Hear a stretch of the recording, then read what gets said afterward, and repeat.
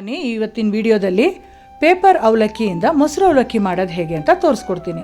ಒಂದು 1/4 kg ಅಷ್ಟು ಅವಲಕ್ಕಿಲಿ ನಾನು ಇಲ್ಲಿ ಮಾಡ್ತಾಯಿದ್ದೀನಿ.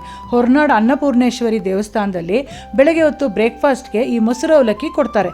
ಭಾಳ ರುಚಿಯಾಗಿರುತ್ತೆ. ನೀವು ಮೊಸರು ಅವಲಕ್ಕಿಯಾಗಿ ಬ್ರೇಕ್ಫಾಸ್ಟ್ಗೆ ತಿನ್ಬೋದು, ಇಲ್ಲ ಅಂದರೆ ಟೀ ಕಾಫಿ ಟೈಮ್ಗೆ ಸ್ನ್ಯಾಕ್ಸ್ ಆಗಿ ಬಳಸ್ಕೋಬೋದು. ಇದ್ರ ಮೇಲೆ ಸ್ವಲ್ಪ ಈರುಳ್ಳಿ ಮಿಕ್ಸರು ಎಲ್ಲ ಬಳಸ್ಕೊಂಡ್ರೆ ಸೂಪರಾದ ಒಂದು ಚಾಟ್ ಆಗಿ ಕನ್ವರ್ಟ್ ಆಗುತ್ತೆ. ಪೇಪರ್ ಅವಲಕ್ಕಿ ಸಖತ್ತಾಗಿರುತ್ತೆ. ಟ್ರೈ ಮಾಡಿ. ಮಾಡೋದು ಹೇಗೆ ಅಂತ ಹೇಳ್ಕೊಡ್ತೀನಿ. ಭಾಳ ಸುಲಭ, ಕಡಿಮೆ ಇಂಗ್ರೀಡಿಯೆಂಟ್ಸಲ್ಲಿ ರೆಡಿ ಆಗುತ್ತೆ. ಒಂದು ಮಿಕ್ಸಿ ಜಾರಲ್ಲಿ ಸ್ವಲ್ಪ ಕೊತ್ತಂಬರಿ ಸೊಪ್ಪು ಮತ್ತು ಖಾರಕ್ಕೆ ಎಷ್ಟು ಬೇಕೋ ಅಷ್ಟು ಹಸಿಮೆಣಸಿನ್ಕಾಯಿ, 1 ಟೀ ಸ್ಪೂನ್ ಜೀರಿಗೆ, 1 ಟೀ ಸ್ಪೂನ್ ಧನಿಯಾ, ಒಂದು 1/4 ಟೀ ಸ್ಪೂನಷ್ಟು ಅರಿಶಿನ ಪುಡಿ, ರುಚಿಗೆ ತಕ್ಕಷ್ಟು ಉಪ್ಪು ಎಲ್ಲ ಹಾಕಿ ಮಿಕ್ಸಿ ಜಾರಲ್ಲಿ ಚೆನ್ನಾಗಿ ಪೇಸ್ಟ್ ಮಾಡ್ಕೊಳ್ಳಿ. ಈ ಥರ ತರಿಯಾಗಿ ಇರಬೇಕು.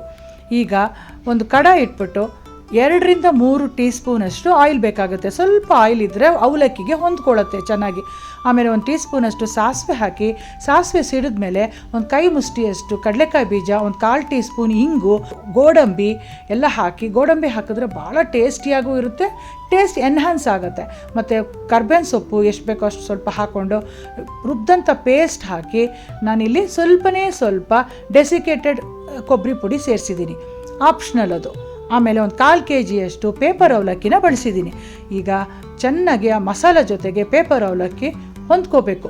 1 ಸೌಟಿಂದ ಹೊಂದಿಸಿದ್ರೆ ಕೆಳಗೆಲ್ಲ ಸುರಿಯುತ್ತೆ. ಅದರಿಂದ 2 ಸೌಟ್ ಸಹಾಯದಿಂದ ಚೆನ್ನಾಗಿ ಮಿಕ್ಸ್ ಮಾಡ್ಕೊಳ್ಳಿ. ಸಖತ್ತಾಗಿ ಗ್ರೀನಿಶ್ ಆಗಿ ರೆಡಿ ಆಗುತ್ತೆ. ಭಾಳ ಟೇಸ್ಟಿಯಾಗಿರುತ್ತೆ. ನೀವು ಇದೇ ಥರ ಒಂದು 10 ನಿಮಿಷ ಒಲೆ ಮೇಲೆ ಇಟ್ಬಿಟ್ಟು ಆಮೇಲೆ ಒಂದು ಏರ್ಟೈಟ್ ಕಂಟೈನರಲ್ಲಿ ಹಾಕಿಟ್ಕೊಂಡ್ರೆ ಒಂದು 15 ಡೇಸ್ ಮಿಕ್ಸರ್ ಆಗಿ ಯೂಸ್ ಮಾಡ್ಕೋಬೋದು. ಯಾವಾಗ ಬೇಕೋ ಆವಾಗ ಅದ್ರ ಮೇಲೆ ಮಿಕ್ಸರೋ ಈರುಳ್ಳಿನೋ ಸಣ್ಣದಾಗಿ ಹೆಚ್ಚಾಕಿ ಮಕ್ಕಳಿಗೆ ಟೀ ಕಾಫಿ ಟೈಮ್ಗೆ ಸ್ನ್ಯಾಕ್ಸ್ ಥರ ಕೊಡ್ಬೋದು. ಇಲ್ಲ ಬ್ರೇಕ್ಫಾಸ್ಟ್ ಕೊಡ್ತೀನಿ ಅಂದರೆ ಮೊಸರು ಜೊತೆ ಬಳಸಿದ್ರೆ ಸೂಪರಾಗಿ ಅವಲಕ್ಕಿ ಮೊಸರು ಬ್ರೇಕ್ಫಾಸ್ಟ್ಗೆ ರೆಡಿ ಆಗುತ್ತೆ. ಖಂಡಿತ ಟ್ರೈ ಮಾಡಿ. ನಿಮಗೆಲ್ಲ ಇಷ್ಟ ಆಗುತ್ತೆ. ಮಾಡಿಬಿಟ್ಟು ಹೇಗೆ ಬಂತು ಅಂತ ನನಗೆ ಕಮೆಂಟ್ಸಲ್ಲಿ ಹೇಳಿ.